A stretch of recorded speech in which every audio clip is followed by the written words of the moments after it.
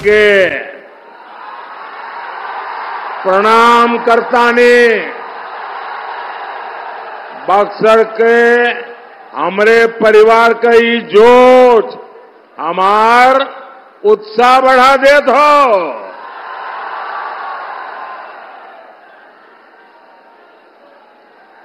साथियों, आज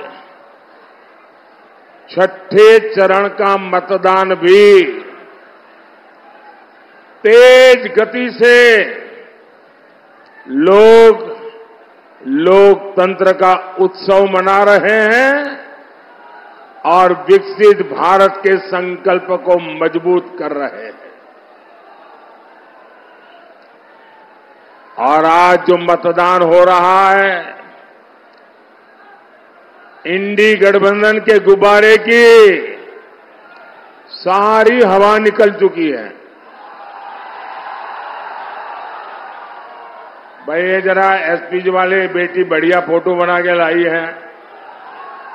छोटी सी गुड़िया, कब से उसके हाथ दुखते होंगे, ऐसे ही हाथ खड़े कर रहे कैसे। अरे भाई आप मत लीजिए, उस बच्ची को दीजिए। अब तक आपको मैनेजरी करने का मन नहीं कर गया। वो बच्ची बेचारी घंटे भर से हाथ ऐसे करके खड़ी है। जरा एसपीजी लोग जाकर के ले लें उनसे।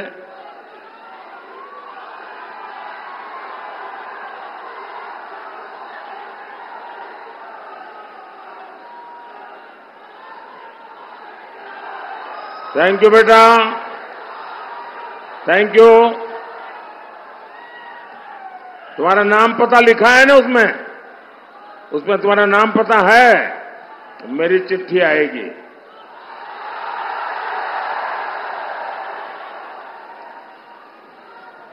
साथियों, जो 5 चरण का मतदान पूरा हुआ है और आज जो छठे चरण में चीजें नजर आ रही हैं, उसमें साफ दिखता है कि अब सारे शहजादों का शतर गिरने वाला है। दे दीजिए भाई, उनको दे दीजिए, जो बच्चों के पास तस्वीरें हैं दे दीजिए।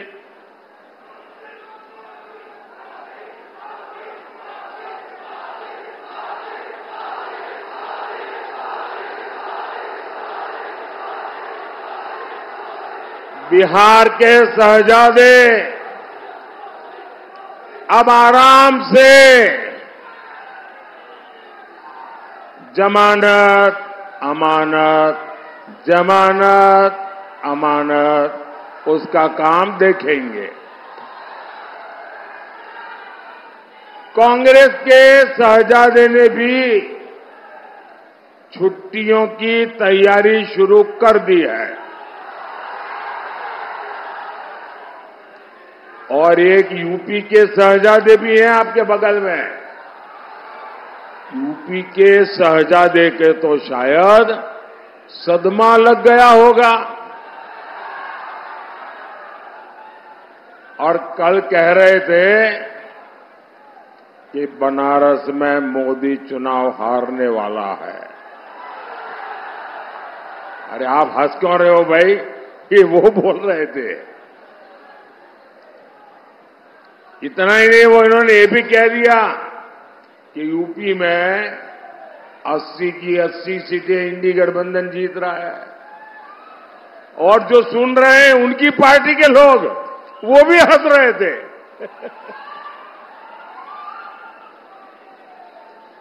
भाई मैं तो ये बता रहा था कि यूपी के शहजादे अब भाषण में ये मुद्दे बोल रहे हैं।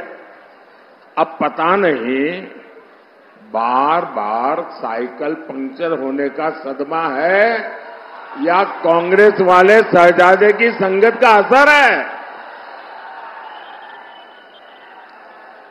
ऐसी संगत से बचकर रहना चाहिए।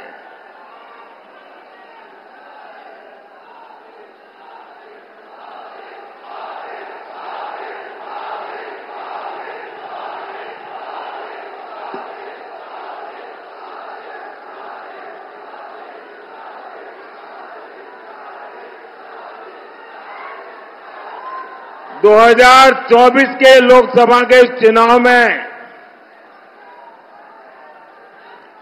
वैसे ही इनकी गपोड़बाजी खुल जाने वाली है जैसी 22 के असेंबली के चुनाव में हुआ था। बाकी अब ये पक्का हो चुका है, फिर एक बार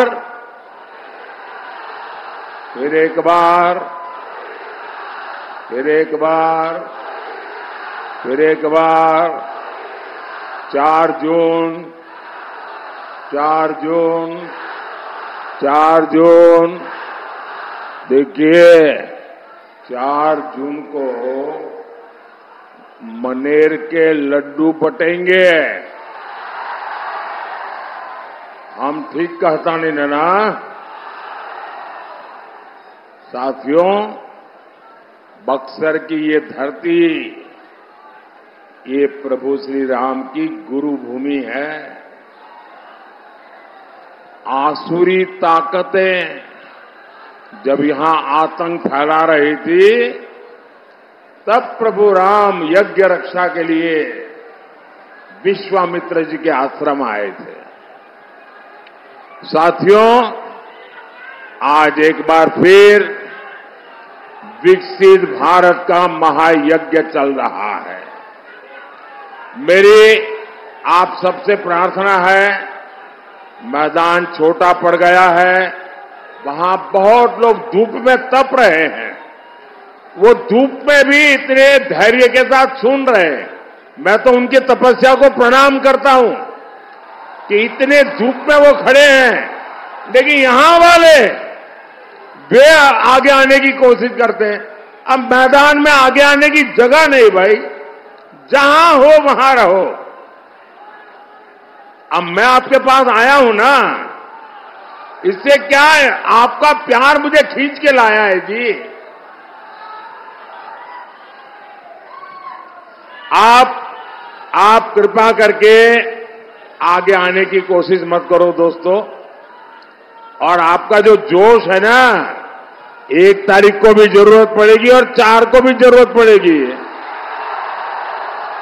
बोले जय श्री राम।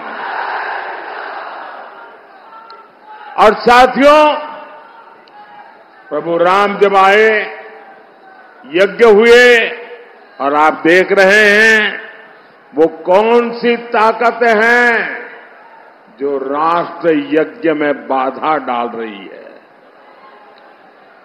बक्सर के लोग जान रहे हैं ना, भारत एकजुट होकर विकास की बात करता है। लेकिन कौन विकसित भारत के संकल्प का मजाक उड़ाता है? भारत का दुनिया में सम्मान होता है, लेकिन कौन लोग हैं जो विदेशों में जाकर भारत को गाली देते हैं? भाइयों बहनों, 500 साल बाद अयोध्या में भव्य राम मंदिर बना।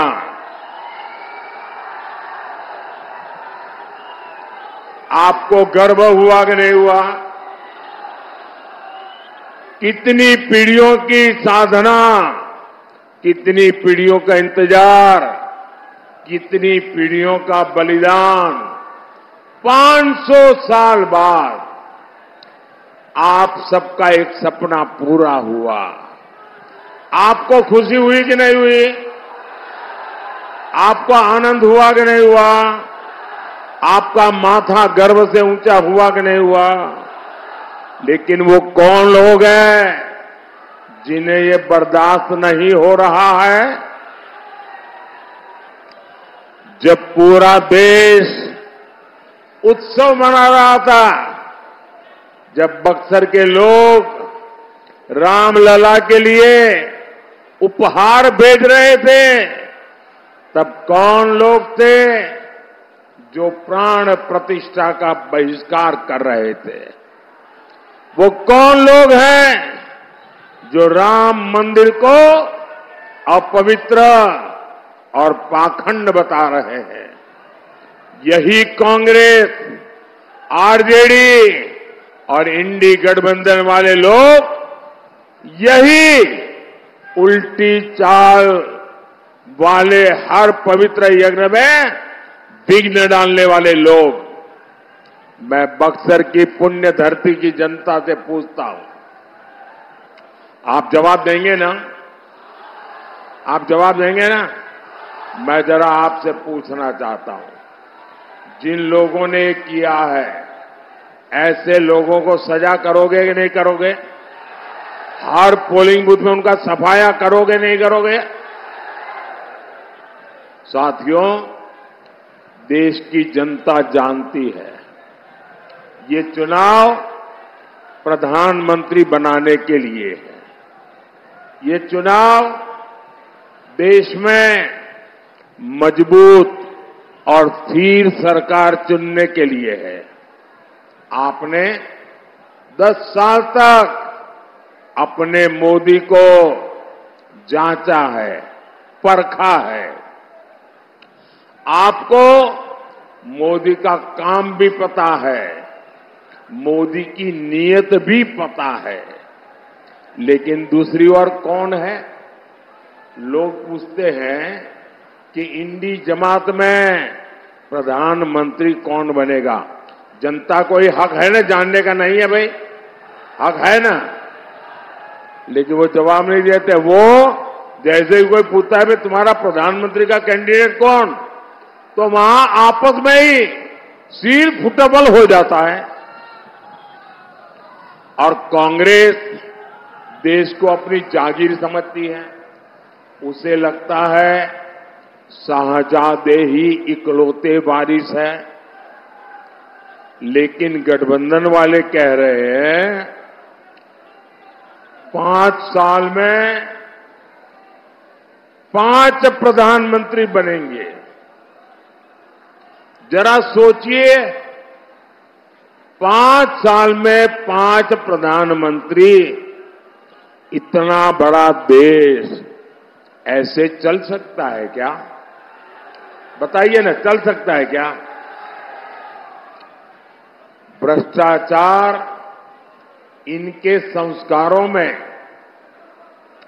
इतना गहरे तक बैठा है, ये देश को भी नोटों की गड्डी के रूप में देखते हैं।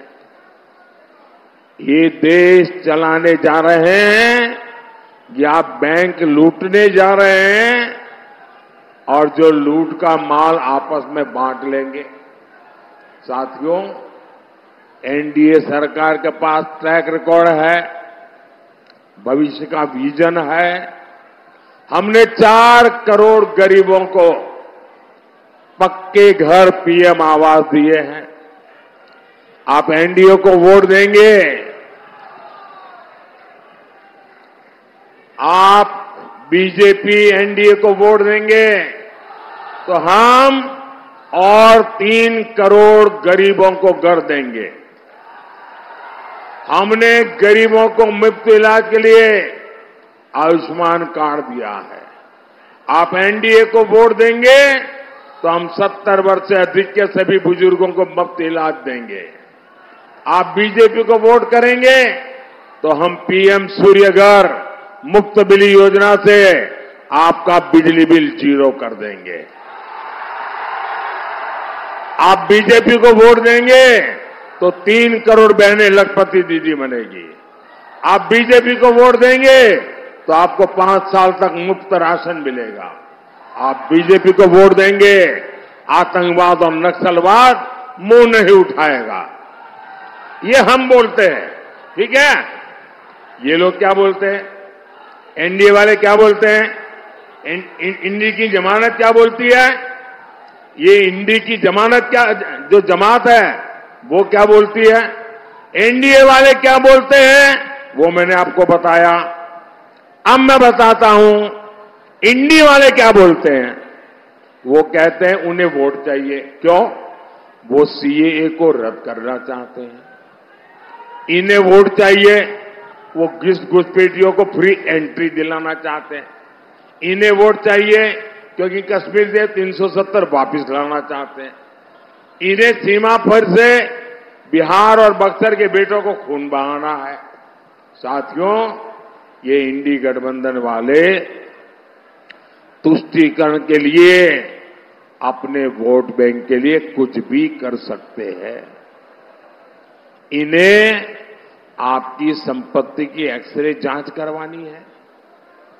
ये आपकी जीवन भर की कमाई को अपने वोट बैंक को, वोट जिहाद वालों को देना चाहते हैं। कांग्रेस कहती है देश की संपत्ति पर पहला हक मुस्लिमों का है। क्या बिहार इन देश विरोधी एजेंडे को वोट कर सकता है कभी? क्या ऐसे लोगों को वोट कर सकता है क्या? साथियों, मैं बक्सर की जनता को एक और षड्यंत्र से आगाह करने आया हूं। इंडी गठबंधन के सारे दल मिलकर एससी, एसटी, ओबीसी का आरक्षण हमेशा के लिए खत्म कर देना चाहते हैं। आप खुद देखिए, कांग्रेस ने कर्नाटक में ओबीसी का आरक्षण रातों रात मुसलमानों को दे दिया। मैंने इस पर सवाल उठाया तो आरजेडी ने कहा कि पूरा का पूरा आरक्षण मुसलमानों को ही देना चाहिए। बंगाल में टीएमसी ने मुसलमानों की 77 जातियों को ओबीसी घोषित करके उन ओबीसी का हक मुस्लिमों और घुसपैठियों में बांट दिया। इंडी जमात वालों का इरादा है ये सरकार बनाएंगे और संविधान बदलकर मुस्लिमों को आरक्षण देंगे। आप मुझे बताइए, बाबा साहब आंबेडकर ने धर्म के आधार पर आरक्षण का विरोध किया था, फिर आज आप बाबा साहब की पीठ में छुरा क्यों भोंक रहे हो? आप एससी, एसटी, ओबीसी के आरक्षण की लूट क्यों होने देंगे? इन्हें जवाब 1 जून को देना है। साथियों, बिहार ने अपने इरादे स्पष्ट कर दिए हैं। बिहार अब विकास के रास्ते से हटने वाला नहीं है। हमारे बिहार ने बहुत सालों तक जंगल राज का आतंक देखा है। इन लोगों ने बिहार की पीढ़ियां बर्बाद कर दी। कौन भूल सकता है, शाम तक बच्चा घर न आए तो मां परेशान हो जाती थी। कब किसके बच्चे का अपहरण हो जाए, कब किसको फिरौती के लिए फोन आ जाए, कब आरजेडी के गुंडे व्यापारियों से फिरौती की मांग कर दें। इस खौफ में कितनी पीढ़ियां गुजर गई, कितने लोग बिहार छोड़कर पलायन कर गए। यहां उद्योग बंद हो गए, रोजगार नहीं बचा। आज वही लोग फिर से आपका वोट मांगने की बेशर्मी दिखा रहे हैं। भाई और बहनों, आज नीतीश जी के नेतृत्व में बिहार अंधेरे से निकलकर विकास के रास्ते पर बढ़ रहा है। बक्सर के लोगों को इलाज के लिए बनारस जाना पड़ता था, अब हम यहां बक्सर में ही मेडिकल कॉलेज बना रहे हैं। बनारस में हमने एक बहुत बड़ा कैंसर अस्पताल बनाया है।